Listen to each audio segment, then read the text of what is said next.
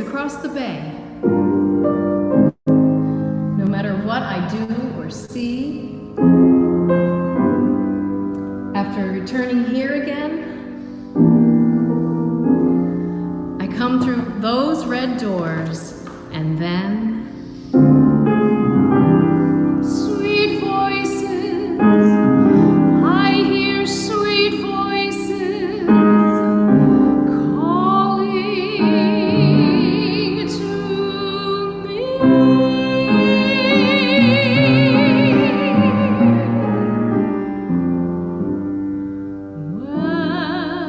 Welcome home, says the street as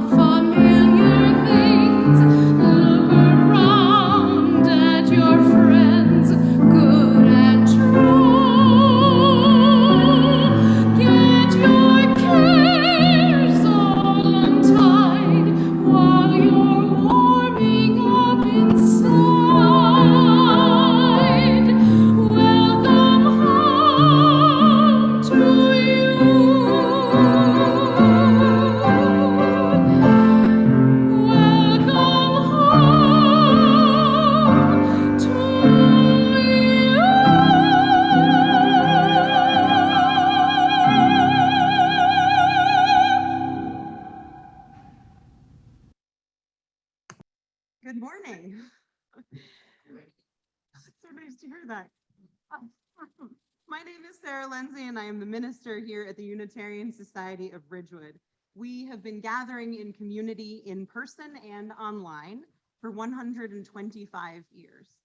This place, USR, has nurtured an untold number of seekers who desire to ask questions, not imbibe dogma.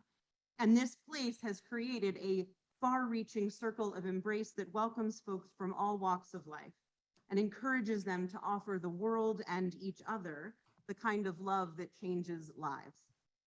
Our mission remains, after all this time, nothing less than the transformation of the world by intentionally growing in our minds and spirits and by lovingly working for justice in this world we share. This morning, our president of the Board of Trustees, Don Walter, asked for a moment to speak to you all. Those listening on your phones, welcome. Sorry. All the UUs and guests and visitors here or at home or at points unknown, welcome, welcome, welcome. The process of reopening will probably occur in fits and starts. There will be mistakes, misjudgments, and learning. But all along the way, I hope you all know that you are welcome. Wherever you are and however you join in, you are always truly welcome. Thank you, Don. And fits and starts already this morning with our audio, but we are working it out as we go. If you are new to the Unitarian Society of Ridgewood and would like more information about us, you can go to the website, uuridgewood.org, or email our congregational administrator, Anne, at aperetti@uuridgewood.org. For those visitors joining us online, please also fill out the Google form that's going to be dropped into the chat. That way we can keep in touch via our weekly e-blast. It has lots of information about what's going on. And of course, we would love for you to stay online and join in the virtual coffee hour in the breakout rooms after the service. For those of you present here, we would love for you to stay and do our coffee hour outside with us. We will proceed out there after the service is over. And if you'd like more information, if you are new, you can come see me or Dawn or really any of the greeters that you saw when you first came in this morning. We have, as you know, moved our announcement to the end of the service, but I do have to say one thing for the folks in this space, which is our expectation is that you are going to keep, unless you're me right now, at the podium, you're going to keep your mask on and over your nose, okay? So properly worn at all times. Welcome, everyone. Thank you for joining us this morning. I'll invite you to take a deep breath to settle into this moment, this time. Just breathe. Once more we gather, far and near, and share together time, attention, and care. We listen together to sounds familiar and sounds new. And we hear the call to be, to become, to build, and to journey on.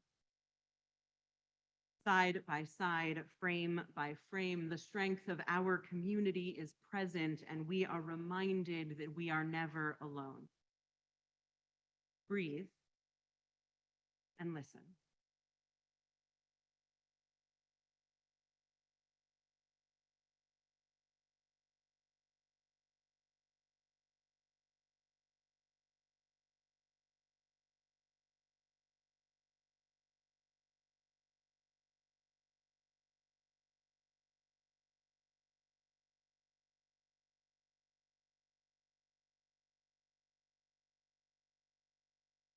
Please join in the words for lighting the chalice. We light this flame. We light this chalice.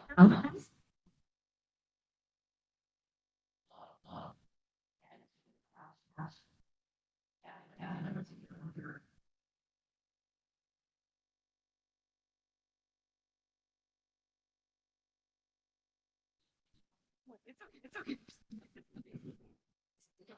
Momentary panic. I had a moment. I once lit my hair on fire lighting candles in this space. So we all have our moments. Thank you. For the first time in 18 months, we gather as a community on Sunday morning with some of us here in our physical space. I've always said that though they matter, a congregation is not its minister, not its past, and not its building. A congregation is the magic and blossoming and joy and vision and hope that comes when people gather. A congregation is its people, it's you. And yet, what a joy to be able to be present together in this space, together also online in all these different ways that we can be now. What a joy to once more hear laughter, talking, the sounds of gathering, the beat of the drums. I am so happy to be here in this room with you and to be online with all of you. We have all grown, deepened, been challenged by the journey we have made to reach this morning. We've taken the route, each of us at our own different speeds, and that will continue to be the case moving forward. So I just want to recognize that some of us may still feel twinges of worry about being with one another in person. Others may wish that they felt comfortable being here and feel that they're missing out. Others may be perfectly happy with their chosen method of participation. After 18 months of trying to keep ourselves and each other protected by keeping our distance, there are sure to be feelings. And those are okay, whatever they are, wherever you are. I ask only that we continue to respect each other's choices and that we are careful, especially here in person, not to make assumptions about anyone's comfort level regarding proximity, masks, or touching, even outside. So just ask. We are together as we have been and together this morning in new ways. And although our space is familiar to us, it is also new again. There's a new accessible ramp to enter, new policies, a new paint color on the wall. After 18 months, this space, our space, needs a kind of reclaiming, I think. And today we do this together with words and song and the performing of our rituals, specifically the one that marks the beginning of our congregational year. Today, this first Sunday in Anderson since March of 2020, we're going to rededicate our space, reclaim it from the distance we have had to maintain. And we begin by remembering that within these walls, acts of justice have been planned. Babies have been blessed, weddings celebrated, and lives and deaths honored. We remember that within these walls, each meeting is an opportunity to reconnect to ourselves and each other and to the values we share. We remember that within these walls, we are safe to be who we are, to cry, to dream big dreams for the world outside. And these walls are blessed not by me, but by all of us, by our presence and our shared work, by the journeys we took that brought us here, and by the journey we will take together. And so this morning, we invite you to join in a responsive reading to bless our space as we re-enter it. Folks on Zoom, we will not hear your voice, but we know you are with us. The slides are going to come up here. Your part will be the one that Dawn's going to lead you in your part. I'll go first, and then Dawn, and you're going to read with Dawn, okay? See if we get our slides. Perfect. Okay. So that's going to be your part. So I'm going to say some stuff that you won't see, and then you're going to say that. Out of wood and stone, out of dreams and sacrifice, the people build a home. Out of the work of their hands and hearts and minds, the people fashion a symbol and a reality. May this house be truly a place of meeting, meeting one with another in warmth and joy and openness, meeting one with another in courage and love and trust. May all who enter here trust one another so surely that they dare to shape the deep fires that burst into anger as much as the sweet spring waters that swell into laughter, the slow erosion of wounded tears as much as the soaring song. May these walls know silence as 100 hearts inward, each for its own small spark of hope that might otherwise be snuffed out in the noise. May these rafters hear the voice of the child as surely as that of the orator, and the sound of the lute, the clack of the typewriter, the swish of the broom, and know that all are as holy as the shout of a million stars. May the rain fall lightly on this house, the sun shine warmly, the winds blow softly, and bless it as a place of joy and peace.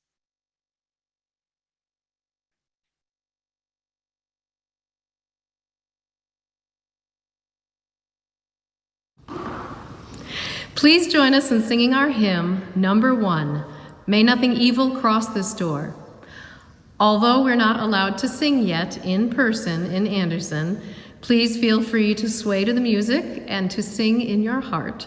Those of you at home, of course, can sing out loud.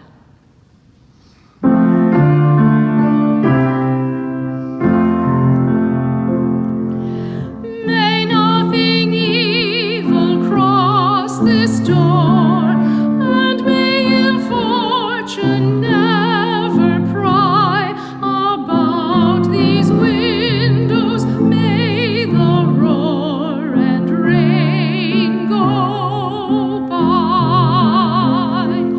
By faith made strong, the rafters will withstand the battering of the storm. This hearth, though all the world grow chill, will keep you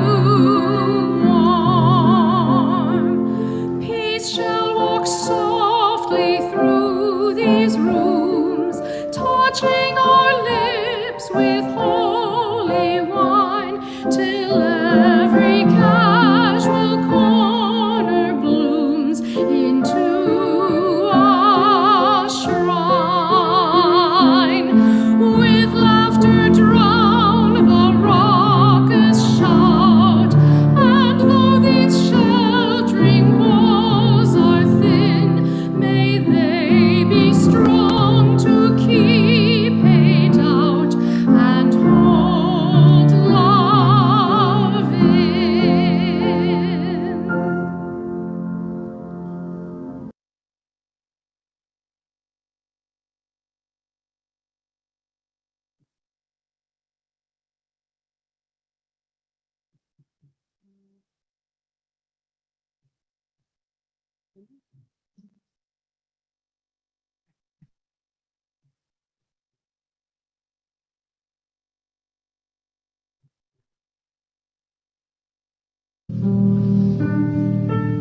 Ago, I was standing in the hallway of a palazzo in Florence, Italy.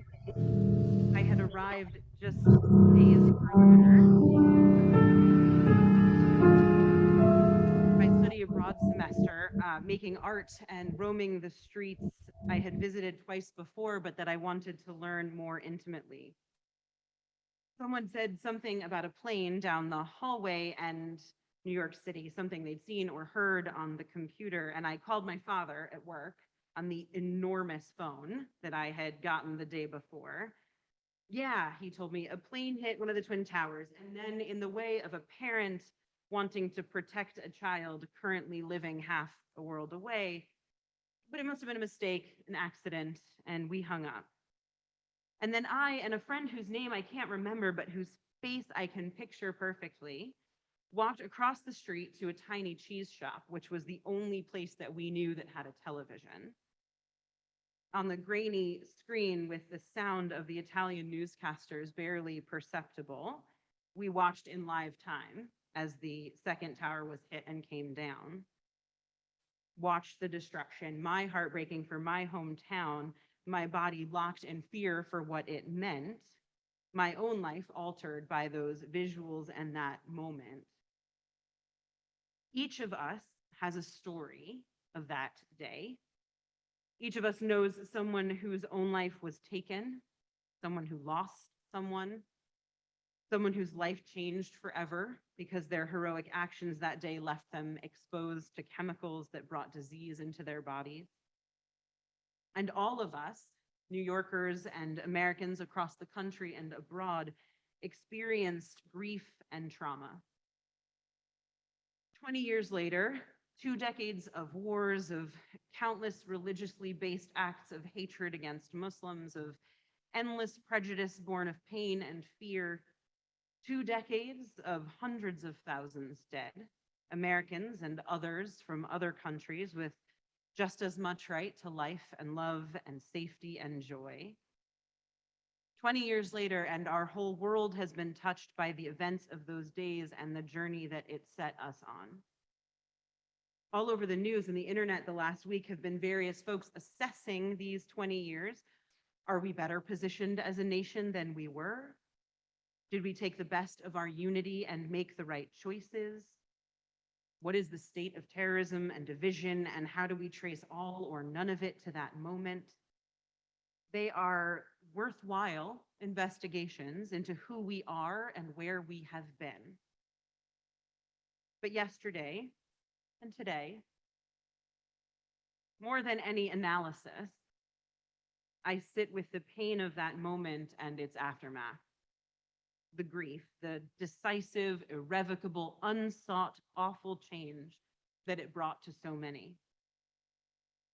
Today, I am sitting with words written that November 2001 by Colson Whitehead, and I invite you to listen to his words and then to the music that we will start momentarily, and to sit with me for a time in that music as we remember. If, as the music is playing, you would like to write your own memories in the chat if you are with us online, or name the names of those you knew, you can put those in the chat. And here in Anderson, if you would like to speak aloud names of those you are holding this morning as we remember, please do. These are the words of Colson Whitehead. We can never make proper goodbyes. It was your last ride in a checker cab and you had no warning. It was the last time you were going to have Lake Tungting shrimp in that entirely suspect Chinese restaurant and you had no idea. If you had known, perhaps you would have stepped behind the counter and shaken everyone's hand, pulled out the disposable camera and issued posing instructions. But you had no idea. There are unheralded tipping points. A certain number of times that we will unlock the front door of an apartment. At some point, you were closer to the last time than you were to the first time, and you didn't even know it. You didn't know that each time you passed the threshold, you were saying goodbye.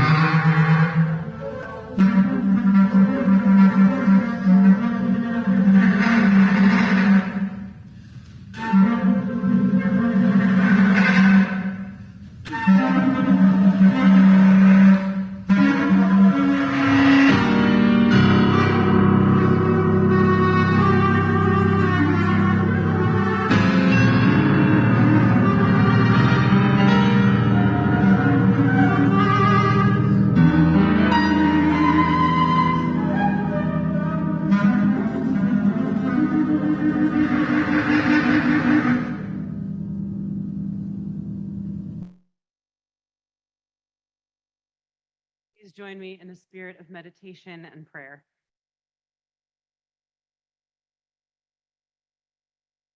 Spirit of life, companion on our journeys, force of creativity and love, ever present through our challenges.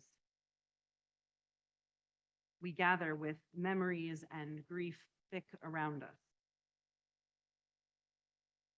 We gather with questions about the past and the future. And we gather with joy for being together once more.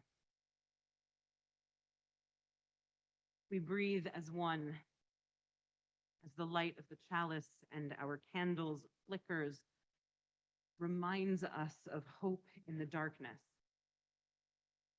reminds us of possibility and of strength,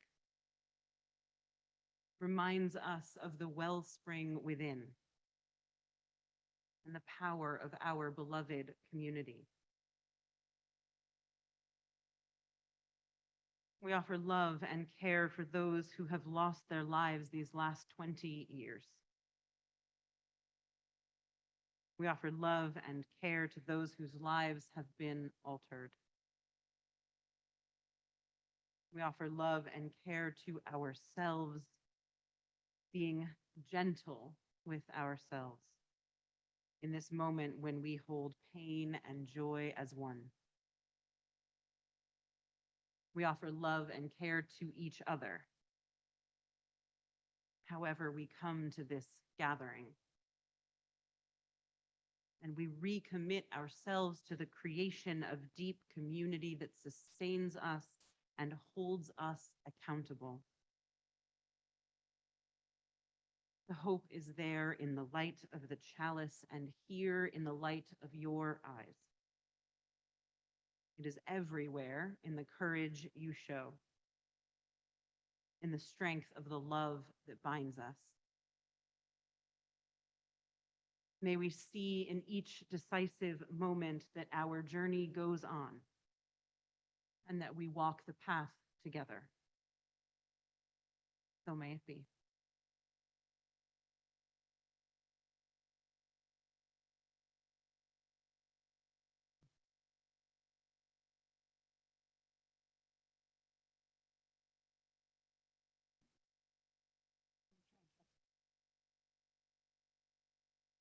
Never had a microphone be too low for me before.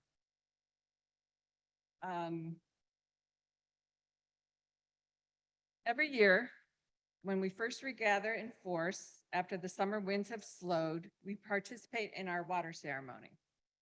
The ceremony recognizes that although we each make our unique journey, we also have made a decision to seek our mission of transformation together. Typically, we offer a story to accompany this ritual moment in our shared congregational year. This year, we offer you The Little Stream Called to the Sea, which is a Sufi story adapted by Sidney Wilde and then adapted again by UU minister Reverend Kristen Grassel-Schmidt. The story goes like this. From its source in the majestic mountains, a stream ran as fast as it could in search of the sea. Quickly down the hills it ran, creating waterfalls and rock ponds, trickling around trees and gliding through grasses. The stream conquered every kind of countryside on its journey to the sea. That is, until it reached the desert. The stream began to cross the desert with as much confidence as it had traveled through every other kind of land. But it soon found that no matter how hard and fast it ran, its waters just disappeared into the sand. The stream knew that it must cross the desert, for beyond the desert was the sea, but it had run out of ideas. After what seemed like a long time, the stream heard a voice. It was the still, small voice of the wind. "I can take you to the sea," said the wind. "Come with me and I'll carry you to the ocean shore." The little stream was amazed. "How could you do that?" it asked. "You are only made of air." "I can carry you on a breeze, but you must be very brave, for you must let go of yourself and change."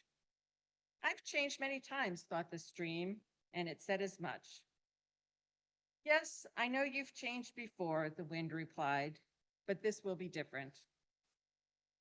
The little stream was nervous.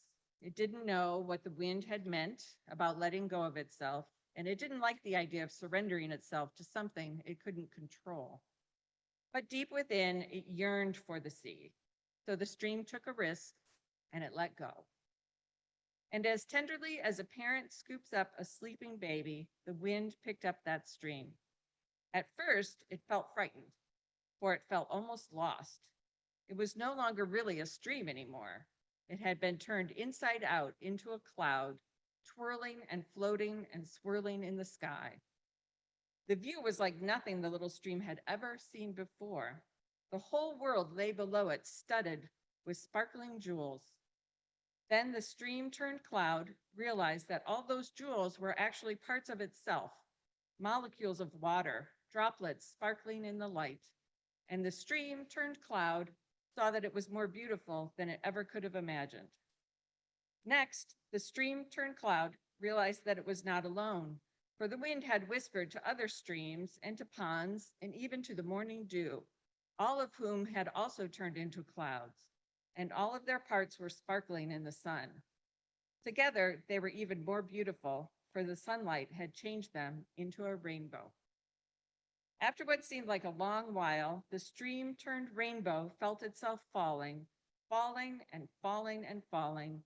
All the other droplets were falling, plopping down until all the droplets ran together into a mighty river, which rushed at long last into the sea, ebbing and flowing in the waves, pushing and pulling in the currents. What was once that little stream felt so happy, so fulfilled.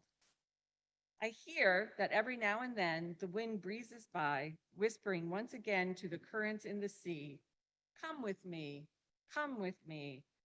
And do you know, the waters let themselves go and rise up into the wind to be carried away to start the glorious journey all over again.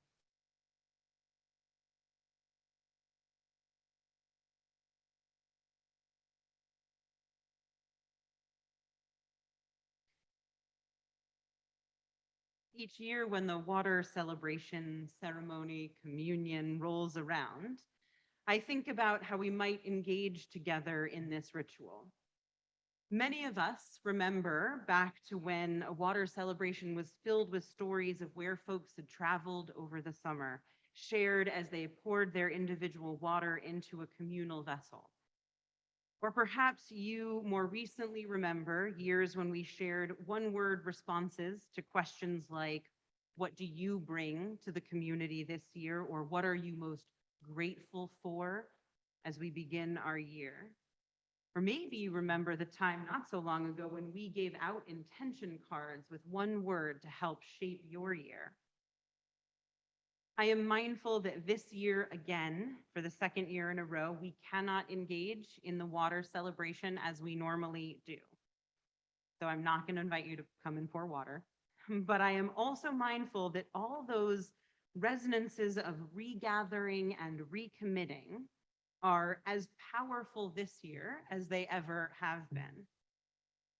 Our theme for this year, as I have mentioned to you, is journey. And so this morning, I'm gonna pour some water into a bowl, and it's gonna symbolize all of us. And as I do that, as I pour to symbolize the vastness that we create when we join as one, what I'm going to invite is for you to share one word, just one, that comes to mind when I say journey. Now, if you're here in Anderson, you can just speak those out. And if you're online with us, you can write them into the chat and Olas will speak them aloud. We will hear them in here as well as Olas speaks them. And that way we'll get as much sharing between our two spaces as we can. So you can go ahead and share that one word that you think of when you hear journey.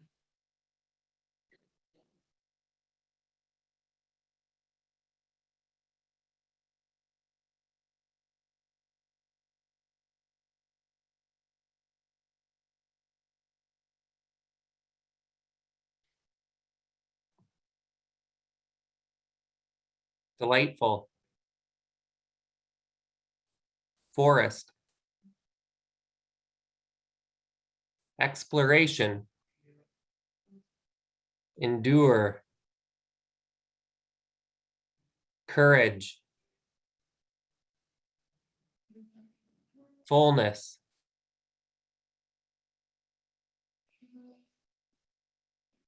lifetime, nature, adventure, exciting, hope,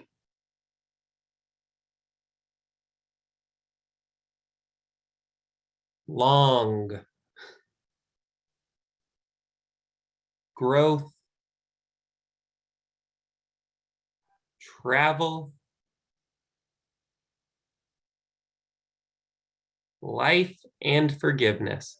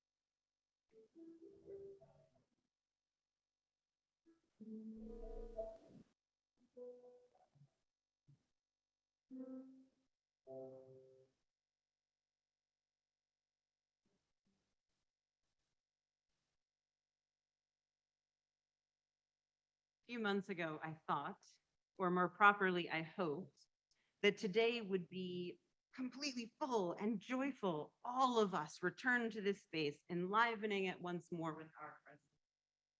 And so many of you reached out to ask us if we could make sure that the reopening was celebratory, glorious, raucous, wonderful. And here we are, still limited by pandemic restrictions and policies. Ingathering sharing its moment with the 20th anniversary of 9/11. And I know that for many of you, there are still then elements of disappointment or frustration. Why can't we sing together? That was the hardest thing I've done in months, was to not sing that hymn because it's one of my favorites. Why are we still wearing masks? Why are we meeting in person at all? And for all of us, there is pandemic fatigue. When will it end? What will it take? When will it all be slightly less confusing? And I understand all those feelings because I have felt every one of them. And it's okay to feel them all here in this beloved community. These are confusing times filled with letdowns. And they are also amazing times filled with stories of surviving and thriving. As always, our lives are filled with the both and. So although perhaps today is not quite as raucous or unequivocally joyous as we had hoped, it is wonderful and glorious to be back together, to share our pain and confusion, and also to celebrate and honor the unbelievably complex thing that is our life.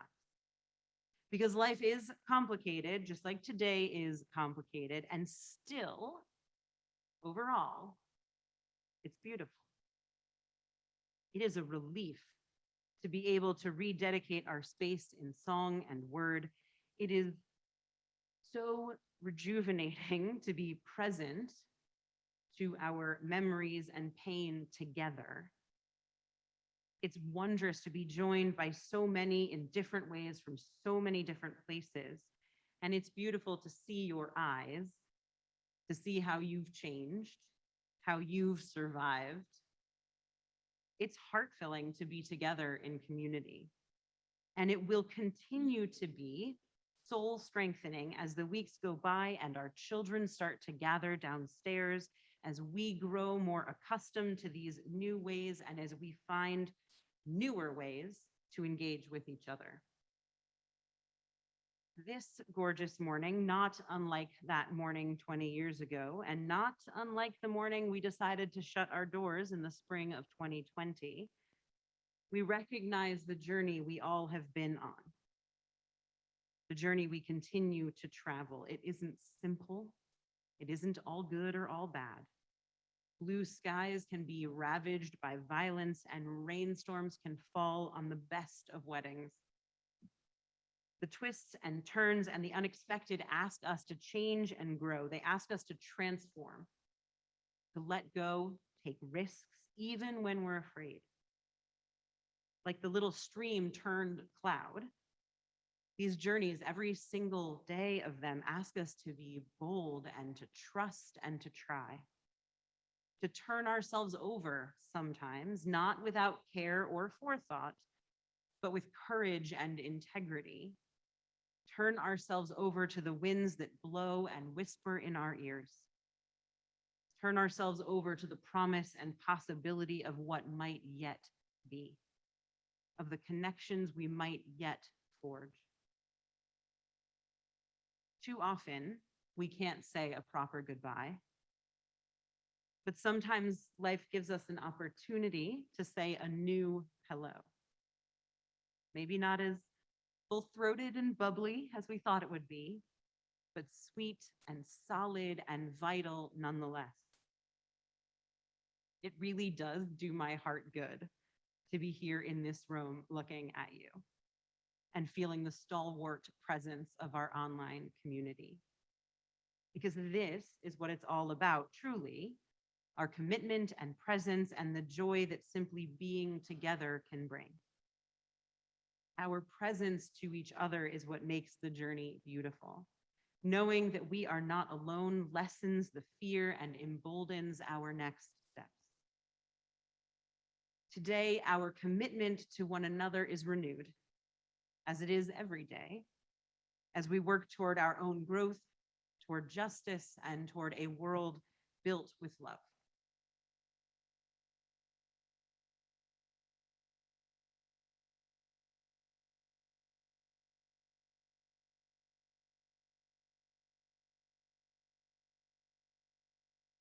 At the start of the congregational year, we recommit to each other and to our shared vision of a better world.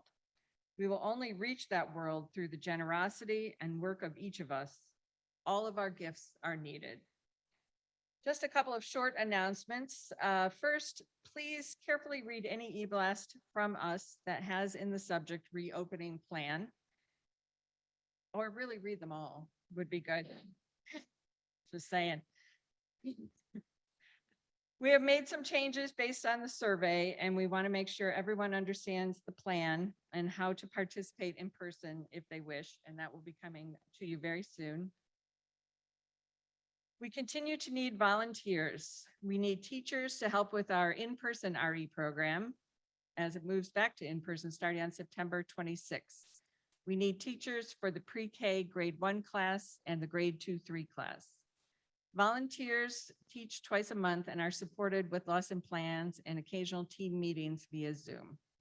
Please consider teaching so that we may restart our RE community of learning and exploration, a place where kindness is practiced, where all are included, and opportunities to help make the world a better place are offered. For more information, you can always contact Jeannie. We also continue to need folks to help with reopening in various ways. If you are interested in greeting or helping on Sunday mornings in person in other ways, please be in touch with me or Sarah or Jan Botcher. You can also always talk to Anne in the office and she will send you to the right person. As we navigate continuing shifts and stay nimble in our response to the pandemic, we need you. We are very pleased to share our plate this September with the West Bergen Mental Health Care, our area's leading provider of mental health services to people of all ages, families, adults, or school communities. Now more than ever, the mental health needs of our community need support. Please help West Bergen promote psychological health in our communities by generous giving. Folks here in person, just a reminder that we are not taking a physical offering. Please use the online methods that you've been using during the pandemic. The offering will now be given and gratefully received.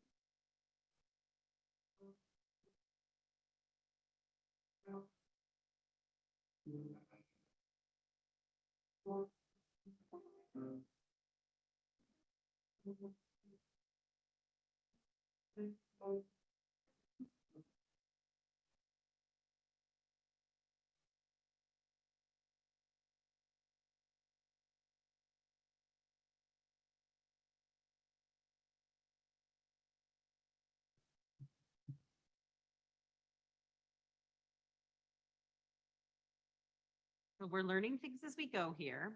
And when I step away from the mic to lead the chalice lighting or extinguishing, they can't hear me online. So Olas is going to lead our chalice extinguishing while I do the physical.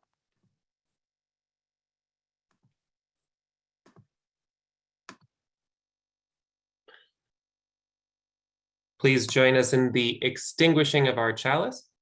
The words are on the screen.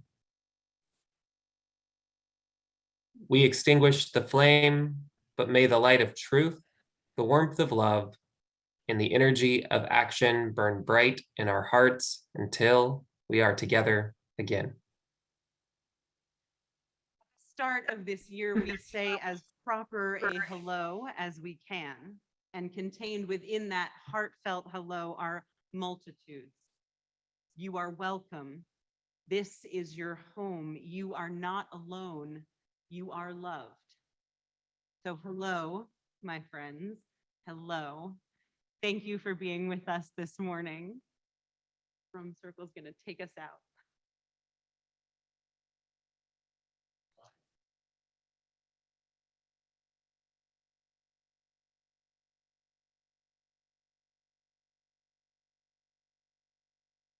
Thank you again for hosting us. Maya.